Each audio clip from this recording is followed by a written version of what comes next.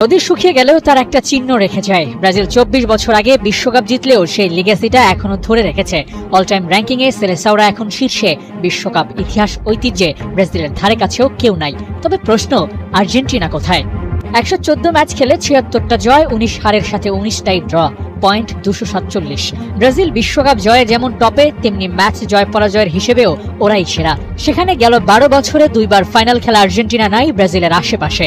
বিশ্বকাপ টপিকে ব্রাজিলের সমান হতে আর্জেন্টিনাকে পাড়ি দিতে হবে বহু পথ।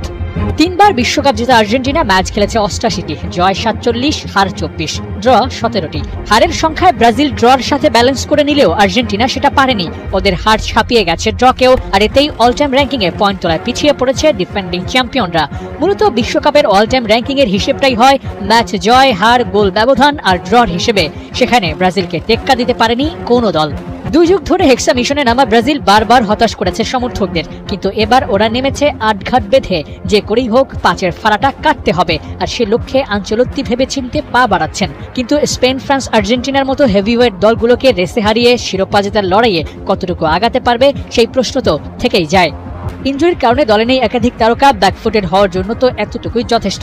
কিন্তু দলটা যখন ব্রাজিল, তখন বিশ্বাসটা আপনি রাখতেই পারেন, হতাশ আপনাকে করবে না। এবারের দল নিয়ে শিরোপা জেতার পেছনে সবচেয়ে বড় মোটিভেশন হতে পারে একটা ইয়ং প্লেয়ার আর কোচিং মান। আঞ্চলতির অভিজ্ঞতা এবার এই দলটাকে শিরোপা রেসে দিতে পারে অ্যাডভান্টেজ। নানান সমীকরণ ব্রাজিলকে আপার হ্যান্ডে রাখতে পারে, তবে খেলতে হবে মাঠে, আর সেখানেই প্রমাণ করতে হবে আই এম দ্য চ্যাম্পিয়ন।